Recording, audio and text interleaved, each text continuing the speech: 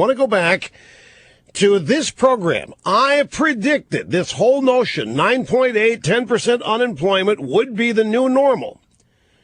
And there was a lot in this prediction. August 16th of this year, this is me on my own program.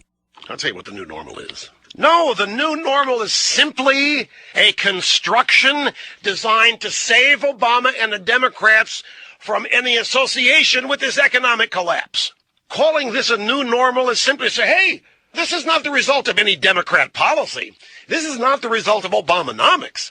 No, this is just America. And by golly, by gosh, Obama's doing the best he can with it, but he's only got so much to work with. A new normal, I mean, it's what it is. This is not the result of bad economic policy. This is not the fault of Obama. New normal is defining the Obama depression down. This is ridiculous. And you, as a citizen, ought not settle for the idea that this is America going forward, that this is the new normal, because I'm telling you right now, it's not.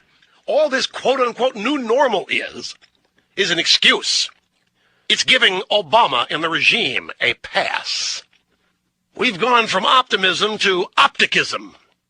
And opticism, the optics, how it looks, it's just it's the new normal. Anybody who was optimistic at Obama's stimulus program, those are the people who need to be cast away. Those are the people who need to be ignored. These Keynesians, oh yeah, this is the way, they said. This is what we have to do.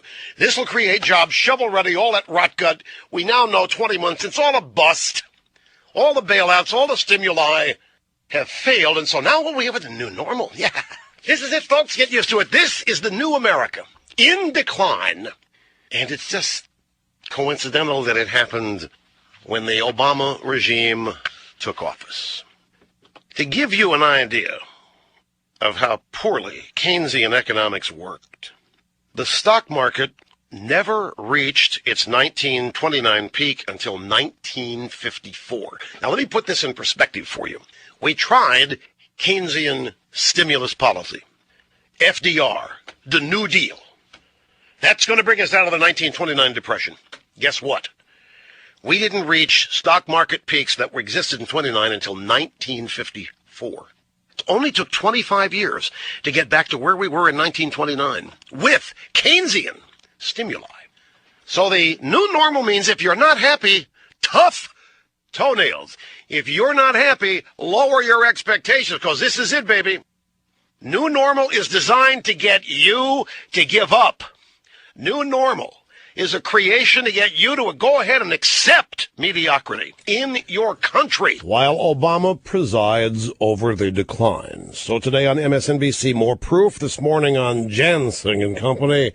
The host, Chris Jansing, and White House Council of Economic Advisors Chairman Austin Goolsbee have this exchange. The longer this recovery takes, the slower it goes. Does it increase the chance that a high unemployment number will be the new normal? I don't buy into the new normal, but I do think you're highlighting a critically important issue, that of long-term unemployment.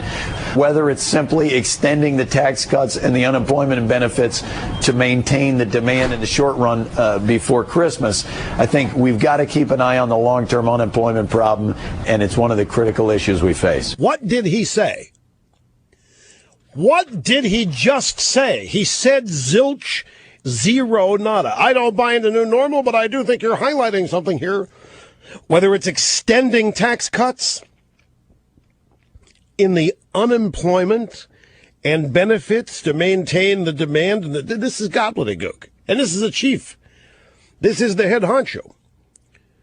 Jansing then said the worst numbers in 7 months. More than 15 people who would like to get work cannot find a job.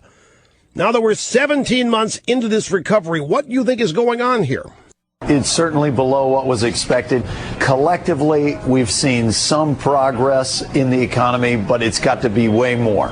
It's got to be well faster, and we've got to grow out of this. It is absolutely imperative that we extend the middle-class tax cuts, not just the Bush tax cuts, but also the Obama cuts, and that in an environment like this, people who lost their jobs through no fault of their own and who are searching for new work, you cannot go yank the rug out from under them and end the unemployment benefits. Well, let me ask you about that. Let me ask you about again, we're getting gobbledygook here. the Obama cuts, and that in an environment like this, people who lost their jobs through no fault of their own and who are searching for new work, you can't go yank the rug out from under them, and the unemployment benefits. You can't yank the rug out from under them and the unemployment benefits. What is he saying? This guy is wandering in vain for a cogent thought. So Chris Jansing, who I'm sure understands every word, I'm sure this is making total sense to her, said, well, let me ask you about the proposition specifically, because they're huddling, maybe even as we speak, representatives from the White House, the Republicans trying to figure out how to move forward on the economy. The deal seems to be shaping up as this. Democrats would okay an extension of tax cuts for the wealthy if they get those things that you just talked about, including the extension of unemployment benefits. If that is what it ends up being, is that a net gain or a net loss for the economy? What is critically important right now is that for the 98% of people that are looking at having their taxes go up, that we extend those tax cuts, that borrowing $700 billion to extend tax cuts to millionaires and billionaires, there's not a big rampant unemployment problem up among the billionaires. This guy's clueless. He cannot even make the case for his side. He can't even do the propaganda right. I mean, this is hilariously funny because this guy is totally incompetent. Borrowing $700 billion to extend tax cuts to millionaires and billionaires? That's his version of, well, if we extend those tax cuts, the Bush tax rates, the millionaires and billionaires is going to cost the economy $700 billion. And here comes this schlub worrying about borrowing money?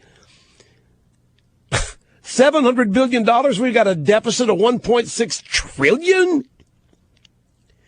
So clearly, class envy politics is all this is. This is not about growing the economy. It's not about getting jobs going and creating jobs for people. This is just glaring incompetence right in front of our very eyes. Let's go to the phones. People patiently waiting. Open Line Friday. We always try to get to the phones in the first hour of the program, and we start in Sparks, Nevada with Dave. Thank you, sir, for calling. You're up first. How you doing, Rush? This is a grand pleasure for me, and I've been listening to you on KOH Radio ever since you first started in Sacramento. Thank you very much. I appreciate that. Well, then you were around when we had to ban calls from Reno for a while. Oh, yeah, I remember that, too. Yeah. That was back in the early days of the program. It was a sordid circumstance back then. We had to ban calls, but it ended up helping the situation. It worked. What I wanted to tell you, Rush, is... I've been a veteran, and I've been a truck driver. I'm retired now, but I'm so sick and tired of 10% of the public paying for all the taxes. I got tax cuts quite a few years ago. I never made over $30,000 in my life, and I just am sick and tired of not being able to pay taxes because I was proud to pay taxes.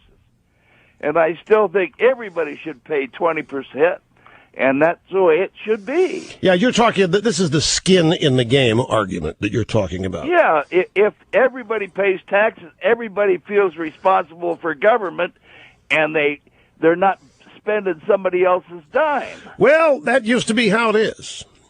Used to be how it was.